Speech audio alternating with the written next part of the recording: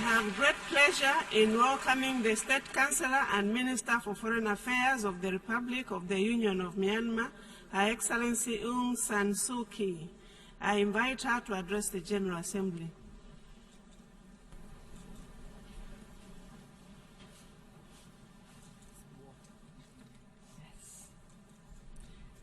Madam Vice President, Excellencies, distinguished delegates, ladies and gentlemen. As the first representative of the new government of Myanmar to speak before this assembly, it is my duty and my privilege to reaffirm our faith and confidence in the purposes and principles of the Charter of the United Nations. The strength of this organization lies in its universality and legitimacy, anchored in the Charter and in the fundamental principles of international law. For all its imperfections and limitations, the United Nations remains a receptacle of our hopes for a more peaceful and prosperous world, a kinder, more compassionate home for all mankind. My country joined the United Nations as the newly independent Union of Burma in 1948.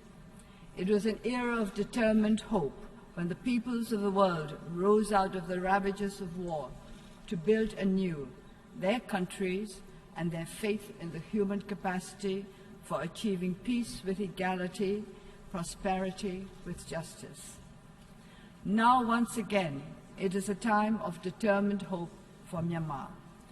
When our people cast the overwhelming majority of their votes in favor of the National League for Democracy during the elections last November, they were demonstrating their support not just for a political party, but for a political culture founded on a belief in their right and their capacity to fashion the future of the country in the shape of their dreams and aspirations.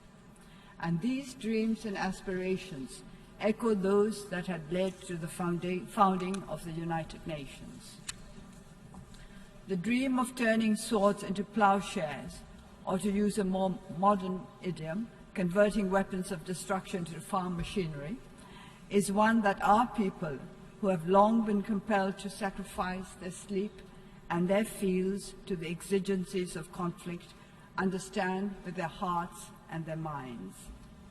To be safe in our own homes, to be confident in our capacity to realize our full potential,